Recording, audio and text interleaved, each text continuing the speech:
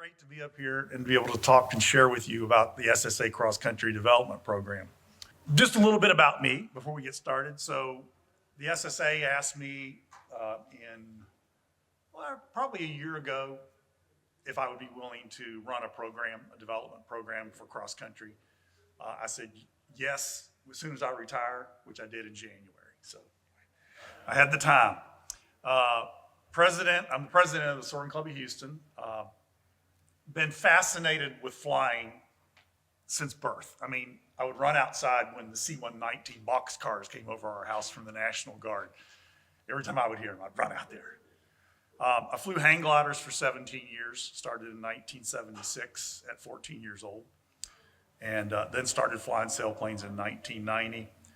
22 or so different models, and I've flown from 29 different airfields, all in the U.S. I've never flown outside the U.S.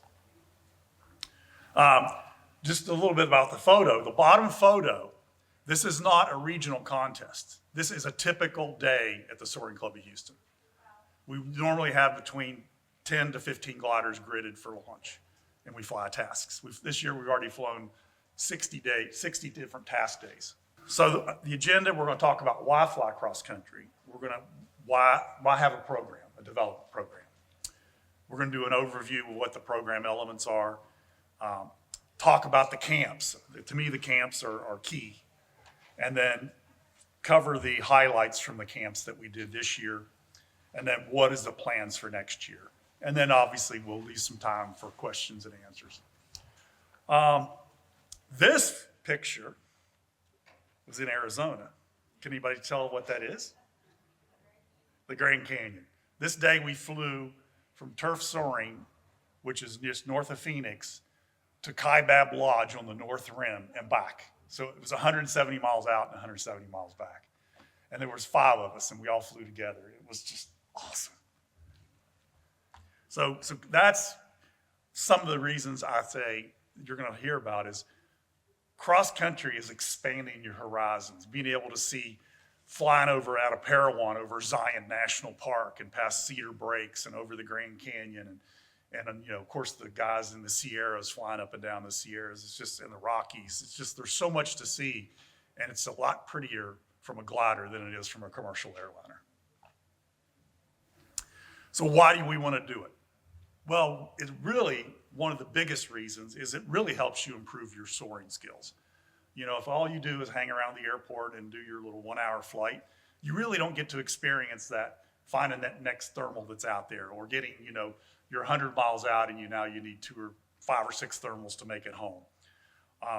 Flying a task, it's a nice challenge. It's fun at the end of the day when, you and your other pilots you flew with all land, you complete the task, you have a beer, and you talk about how I was there, the low save, or how I stayed high the whole time and never got low. And it's really satisfying to complete a task. You feel really good about it. A lot more to learn. So you're learning not just thermaling skills, but how to read clouds, how to, as they call, dissect the sky, find the energy lines, where should I be going? It's something more to strive for. I mean, I've been doing it, as you saw, since 1990, but I still have a lot to learn, and I'm still striving for more. Flying with your friends, as you saw in the previous photo, we're all lined up there together. This is actually me and one of my good friends, Randy Akery, and a guy was in a plane, and he took some awesome photos of us flying together. It's really fun, too, to compete against your friends, right? Against your peers, to see who did the best that day. Social times, again, like I said, gathering at the end of the flight, having a beer, sitting around the table, and again, the countrysides, getting to see those awesome Grand Canyon from, 16,000 feet right over the center looking straight down is pretty awesome. So why do we want to have a cross-country development program? Well, the real reason is we did a survey, and most pilots say it's intimidating, right? Learning to fly cross-country on your own is intimidating because you have this fear, I'm going to land out. Well, if you fly cross-country, you will land out. I mean, even if you have an engine, you will land out. So there is that fear of landing out. And it's, the first one can be, I mean, it gets you in your gut, you know, you get the butterflies. Potential glider damage, you know, there is always that potential, right? When you land off of an airport, and even on an airport, because I hit a runway light. So there can be damage even on an airport. But the fields and stuff selection, you know, criteria, if you don't pick the right ones, you know, you can't have damage. This one was one of the big survey items, is who's going to come get me? And we're going to talk about how we mitigate these. Lack of mentor to help me. And again, I got a lot to learn before I can do it. But that's what the fun is learning. Oh, that photo there is me landing out. And this is near Cumberland, Maryland. And those are what they call the dreaded knobblies. And that's where the ridge lift is very sporadic, because these are really low little individual little knobs. And that is an airstrip. So we sent a survey out, and we had a lot of good responses.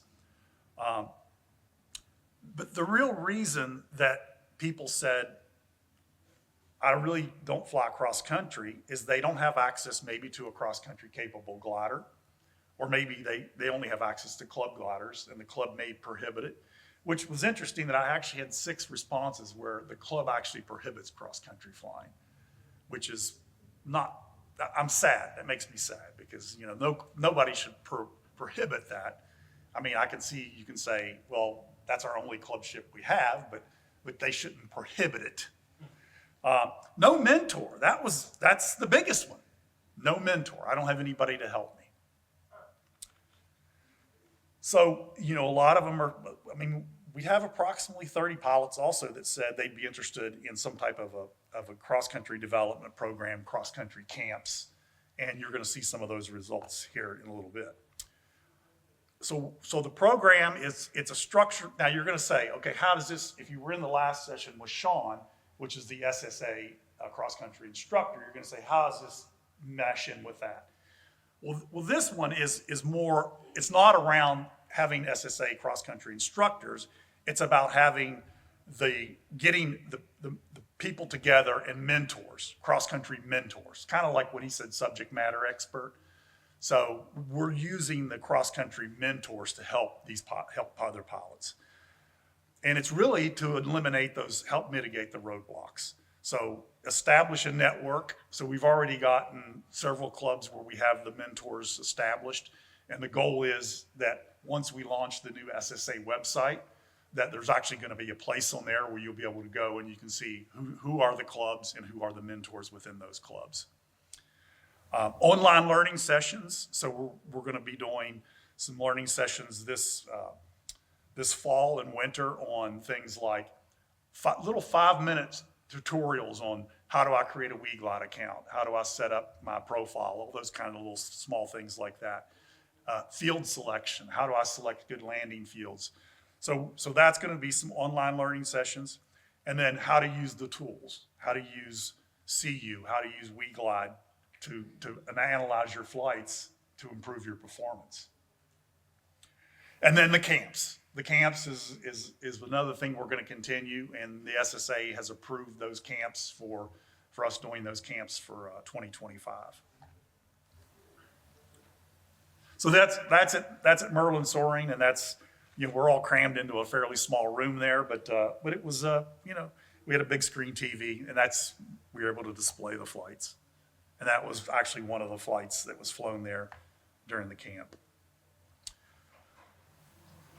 So the camps, so they are structured, and I'm going to go through kind of like what our daily agenda looks like during the camps.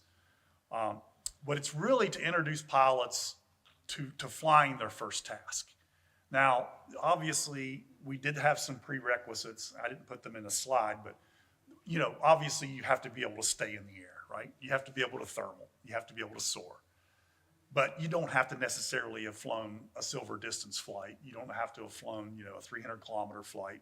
This is about getting you flying your first little, it could be a little close-in task for the less experienced pilots to a bigger task maybe for the more experienced pilots. So it's not just for those just starting to get into cross country. It could be for someone that's flown their silver distance and says, hey, I flew it, but I've never actually flown a task. And so that's what we'll do during this camp. It's really also establish and provide the mentors, support of mentors. Network of other pilots. This was a good one that came out of the camps that we've done. Because it's not just limited to that club. What we're saying is anyone from across, any SSA member from across the U.S. can go to any camp. We're not saying it's only for that club. So what we try to do is pick an area where there's a lot of clubs close by within maybe 3 or 4 hours and hold a camp. So like at Merlin, we had a lot of pilots come in from other clubs and they got to know each other. And then they said, oh, maybe in a week, we'll do a weekend at our club and you all can come down to that. So that's what this is about. Having those learning sessions, on the cross-country knowledge and skills needed, and then the tools for performance improvements. So that's what we do during the camp. So what does a camp kind of look? Can you see that, or is it too hard to read? So we basically get together in the morning and we get all the gliders rigged. We have a field briefing, safety briefing, and each day is a different one. This was on gaggles, flying in gaggles with other gliders, using the tools like SkySight, CU, how to set a task in CU, and then we usually have lunch, and and the mentors typically will get, what we try to do is if we have like 3 mentors and maybe we got 9 pilots, we'll pair up 3 pilots of similar skill with a mentor. So, because what you don't want is a mentor that has a fairly experienced pilot and somebody that's not as experienced, because then trying to coach them and mentor them, it's completely different techniques.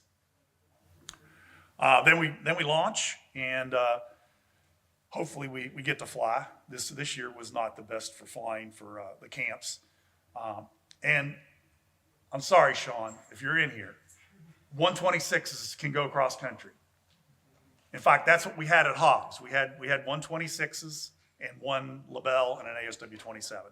And the 126s completed the task, so therefore they flew cross country. And 2 of them that were in the camp ended up going and flying the 126 championships. They were so excited about flying their first task.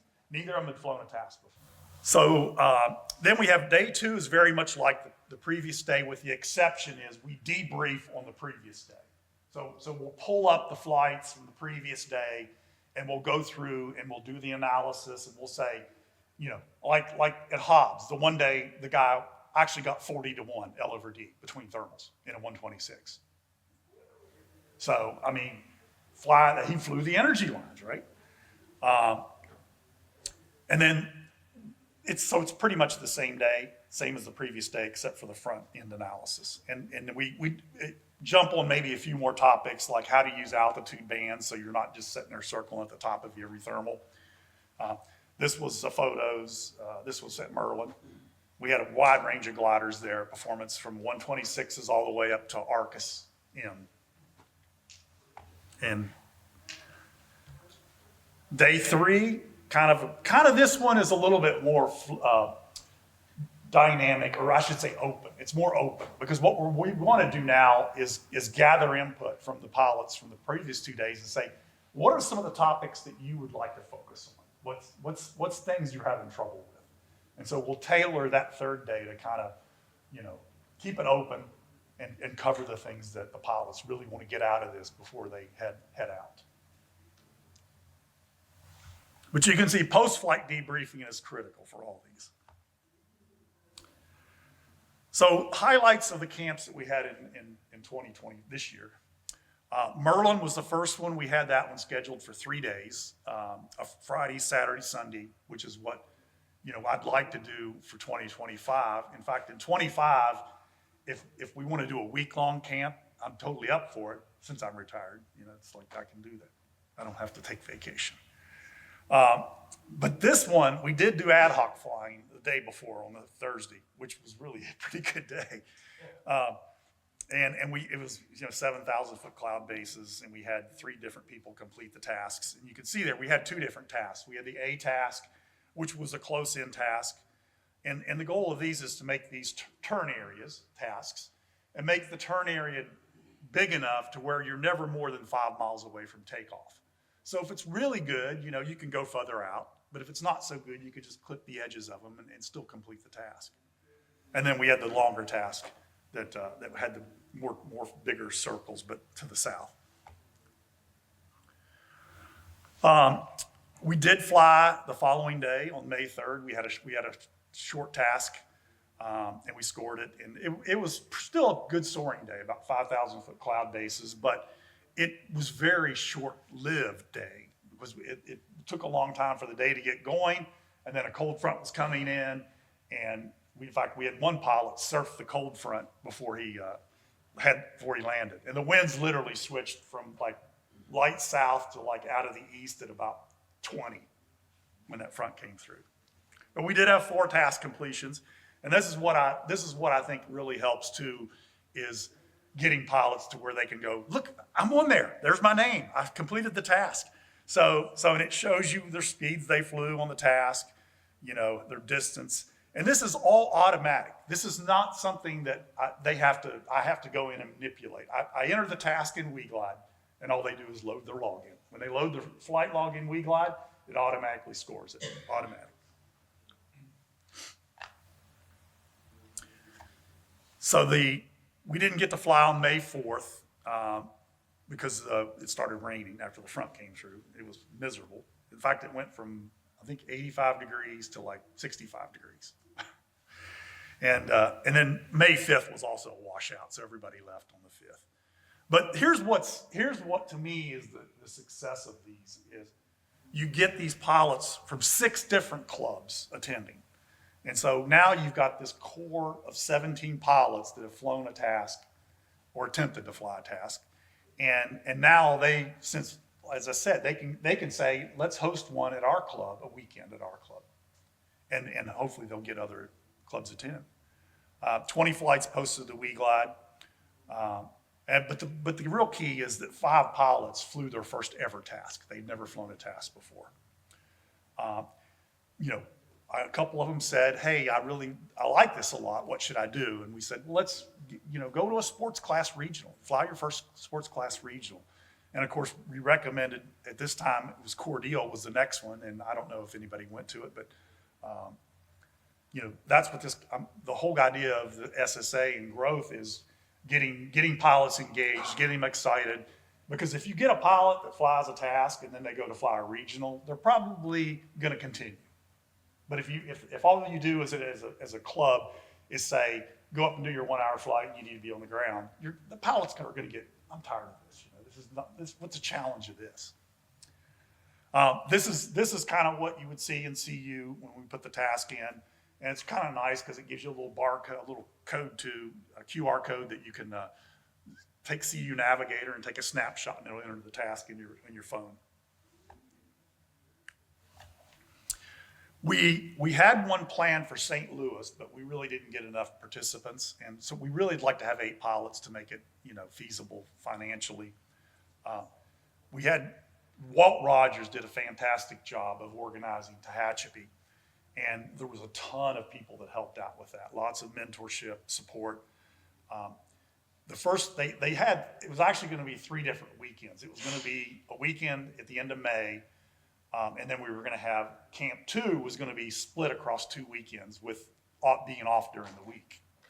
And mainly because they don't operate during a couple days during the week. But the first one was really poor soaring, and I don't think anybody completed the task. And then the second one, the first day was booming, and we had the task complete, but the airport closed at the end of the day because there was a wildfire. So it was closed for 2 weeks. So we got 1 day out of a possible 6. And that's showing Tehachapi. That's Walt up there presenting Sky Sight, the weather.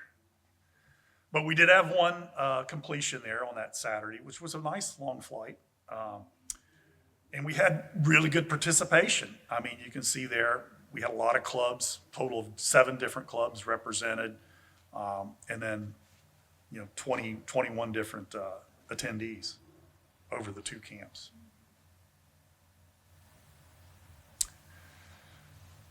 The next one was at Hobbs. And this was mainly targeted to the 126s because they said, hey, we need some help out here. Dale Briscoe, who's the president of the club, said, I really need some help because I don't know what I'm doing. And that's okay. That's what we're here for. We're here to help clubs get started in this. The soaring was not typical Hobbs. I mean, it was kind of low in blue, and it started late on the first day. But we had one person complete the task. We had a nice dinner at Rose's Cafe, and we had dinners every night together. The next day was a little bit better. We had two different tasks complete. We had two different tasks, and we had three people complete them. Mark, who's I think was here, maybe he's not here now, but Mark Hawkins flew his ASW-27, so we gave him a longer task. And then the two 126s, actually one 126 in the LaBelle flew the shorter task. And this guy in the LaBelle had never flown a task before either. So it's really about, that's what it's about. It's not about, making it strict like you got to be an instructor and be able to do these. We want to make this so that it's an experienced cross-country pilots in the club that don't have their instructors can be mentors and coaches. So highlights of the camps. Well, this is Hobbs. So you can see there, I'm not going to read through them all, but again, we lost one day, the last day, because it was just too windy. It was blowing 20, and I don't know if you know, but a 126 and a 20-mile-an-hour wind is not a good situation, especially when you're only getting 4,000 feet or 5,000 feet above the ground. So total summary for 2024, 45 attendees, 15 different clubs were represented. We had 43 flights posted to WeGlide. But to me, if I look at all this, the most thing that I really want to see is pilots flew and were scored on their first task. So that was the success. So 2025 planning. So we're targeting to have 8 camps in 2025. That's what I've put into the SSA, and they've approved it.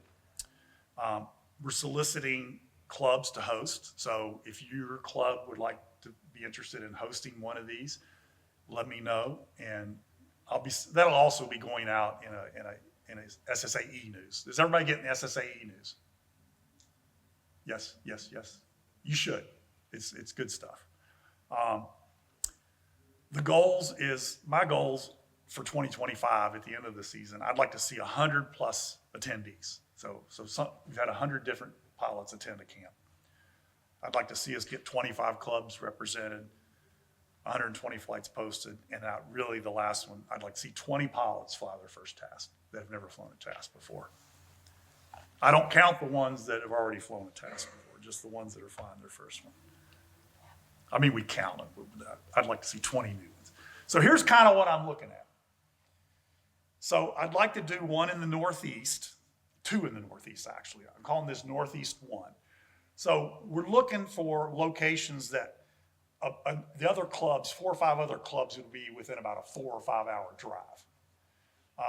A meeting, we do need a meeting place where we can meet and have briefings and the learning sessions. Because just trying to do it out on the runway is not going to work. So we need like a room somewhere. It could be a hangar, because we can set up a projector in the hangar. And you obviously need soaring conditions. So I'd say we need to have where the time of year where you can get probably a 2-hour flight. This target area here, you can see the clubs, but this represents 6 clubs if we targeted this area. 367 club members. And the really cool thing is some of these clubs really were active in the survey. So that's really good too. Because if the club didn't answer the survey, it kind of makes me think, well, they're probably not really interested in cross country. But we had Greater Boston Soaring had 8 people that responded to the survey, which was really good.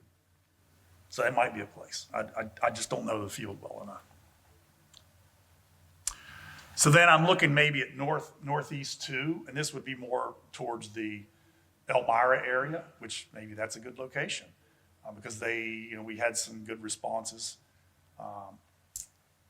And you can see, again, a lot of club members are targeted here. So if we get, 5%, that's pretty good. Even just 5% would be good. Then I may be looking more in the Midwest, but the north part of the Midwest. So maybe somewhere around Toledo area, some of the clubs right in there. And you can see that's also, 6 clubs, 223 members. Then probably maybe one more towards Chicago area, between Chicago, maybe, because that's another 211 club members. And so the idea would be to do Northeast one weekend, give us a break during the week, and then do the Northeast 2 location the following weekend.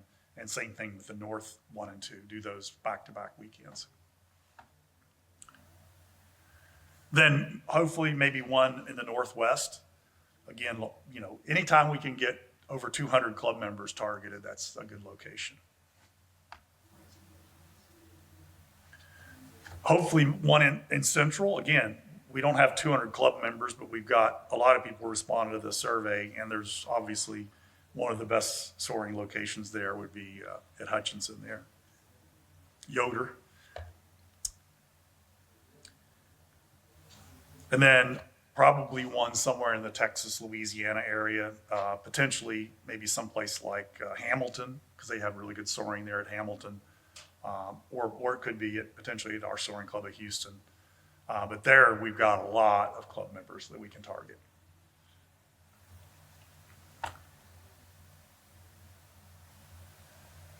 And then potentially one in the Southeast.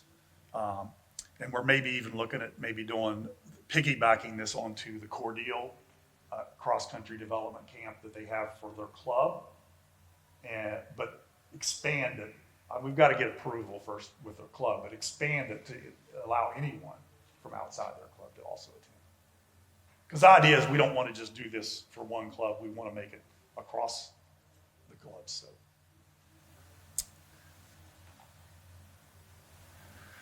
So there's the good thing is if we do these camps, these 8 camps, that targets 2,400 of our members. And it's 47 clubs. Now, I'm not saying we're going to get that many for next year, but that's fantastic because I think the SSA membership's only like 8,000, I think, 8 or 9,000. So potentially we could target a quarter of the SSA membership. And that's my baby dog, Bella. That's at Perry, South Carolina. So timeline. So right now, I've already checked off the box because I've already kind of grouped them. So we've already got the grouping. We just need to find a club within that grouping that's willing to host it. So in November, if I don't hear from people, I'm going to start calling clubs and saying, hey, you want to host one of these? And then in December, once we have the club's target where we're going to have them, we'll start to have teams calls to kind of coordinate, make sure everybody's on the same agenda so we're not doing it differently from club to club. And then identify within that club who are the mentors, who are the coaches. And because we don't want to go into the camp and nobody's willing to help coach or mentor. So we want to have that developed ahead of time. Kind of like if you went to Rich Owens' thing about start the planning early, right? Plan early so you can execute. And then in February, select the sites that are going to host, and I say 2 or 3 day or a whole week. If one of the things that we do a lot at Soaring Club of Houston when we have a regional contest is we have it Monday through Friday, so that we're not interfering with club operations on the weekends. So that's another option. If you go, well, my club doesn't want to interrupt with training on the weekends, have it during the week. Have one during the week. And then schedule them. Get them on the schedule. Get them in SSA. Get the website. Get them on the website and get people registering. Then in March and April, have the team meetings to get to know the people that are going to attend. Because one of the things we want to make sure is someone's not we had one person attend Merlin and they stayed for 2 hours and left, and we're not sure why. We want to make sure that, if you're coming, we'd like you to stay. You may have other things, commitments, but, what type of soaring skills is needed? Do you have glider access? I mean, we had a couple just kind of come in and audit that didn't have a glider, and that's fine too. We were totally fine with that. How to get your WeGlide account set up and your OLC account, how to log and post flights. So hopefully we can get all that done in March and April before the camps start, and everybody's got a WeGlide account, and then we can start creating the tasks for the club. That's what we did in advance for both Merlin and Hobbs. We created them in advance, so we had a library of tasks that we could just select from. So, Q&A? Questions? So, as far as infrastructure goes, do you have a predisposition for the type of club, the size of the runways or facilities or? Well, I mean, we'd like to, obviously we'd like to have, a place that we can meet, right? And we can project, either using like some clubs have the big screen, big screens. And then, but like some clubs, we'll just put a projector like that up and just project onto a screen. And then as far as the concept of having it in proximity to a regionals, I mean, Rich Owen used to do that with seniors. Yep. He would have the camp beforehand. The camp before the seniors, and that way the co-pilots would be there. When it was kind of good practice for people that were. Then they'd stay and fly the region. Yeah, so that might increase. Yeah. The mentors and. Well, that's kind of what we're looking at when I was talking to Fernando about for Cordeal is doing because they typically do it the week before the regionals. Right. Yep. Yeah. Other questions? Yes. Yeah, I think maybe a comment. What is the ideal mentor to participant ratio that you've learned works out well, or what are you trying to? I think 3 to 1 is good. Three mentees to one mentor. I mean, we could do 4, but 8's not going to work because you're going to have, especially if you have a lot of different skills. Like at Hobbs, we had pilots that had flown 500-kilometer flights, and then we had pilots that had never gotten out of the airport. So it's you don't want to have a mentor trying to do both of those at the same time. What kind of post-flight analysis are you recommend? So that one is where we use pull them up in CU, or WeGlide has that coaching feature, but I still am an old CU. I like CU because it gives you the statistics a lot better, I think, than WeGlide, and you can compare it to other pilots really quickly. Just go like that, have their flights all up, and you can do that multiple flight replay too, which is nice. What I don't see in there is any homework assignments for pilots in Condor to prepare for cross country, but I know you experimented with that. Yeah. Any comments on I think Davis Chapman's is the guy I'm going to task with that. There you go. I thought I saw another hand. Anybody else? Any other questions? Yes. So with regard to Condor, just for the question, if you don't follow Condor regularly, you may not know that the new version is coming out. If you go downstairs to Rendy's Cumulus Soaring, he's got the new version. Let me tell you one thing about the new version you're going to love. Two people can fly, two-place glider in separate locations and take turns with controls. Oh, nice. Over the internet. Nice. Other questions? Any other questions? Well, there's my contact info. So if you want to take a shot of it. And there's my dog again. I love. So, Tony, what is your role for these camps? You're present for the Yes. 23 days? So I'm kind of the, I don't know if you want to call it, my title for the SSA, I'm the chairman for these camps, or for the program. But I just want to be there because what I even find is a lot of pilots that are experienced and they're posting their flights on WeGlide. They still have never created a task on WeGlide. So I'm there to kind of help the mentors also learn how to use the tools. A mentor. Yeah, mentor. Fernando. Tony, how does this interface with the, what Knickerbocker presented in his role, your role, our role, to bring in guiding instructors being one level above the mentor, cross-country instructor? Yeah, I mean, We had a camp for instructor and mentor. yeah. So I mean, I wanted to do first baby steps, and so I've got a outline of okay, if this club has a camp, an introductory camp, what's the next camp that they would go to, and so how to build on that. But this year was kind of just a trial to see if anybody would even attend. So we haven't got that far yet, Fernando. I'd like to point out that if you talked about comparing stats on CU, and it's important to know what kind of data the device is sending to CU, such as if you have a non-air-driven logger like a Nano 4. Yeah, it doesn't have the versus pressure. a 9070. If you download both of those together on the same flight, It'll be. you get completely different numbers on speeds and light ratio, and so, you can lead yourself down a rabbit hole going, wow, this guy killed me in light ratio for the day, but it was only because he was using a different type of logger. One thing. You can look into that, by going to the logger and seeing what data is actually displayed in there. Thanks. Any other questions? Well, again, I'm the only Smolder in the SSA directory, so it's pretty easy to find me.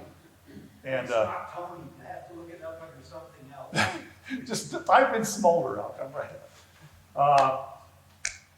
Thank you, Tony, for doing What? this. It's such a great thing for the soaring community. Well, we got to do something, because otherwise we're not going to have a soaring organization, right? Thank you all.